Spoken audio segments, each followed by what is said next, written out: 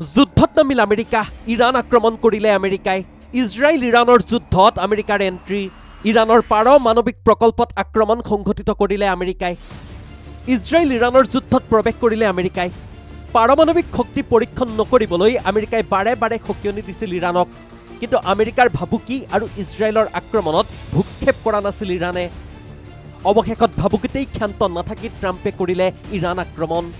ইৰাণৰ তিনিটাকৈ পাৰমাণৱিক প্ৰকল্পত বোমা নিক্ষেপ কৰিলে আমেৰিকাই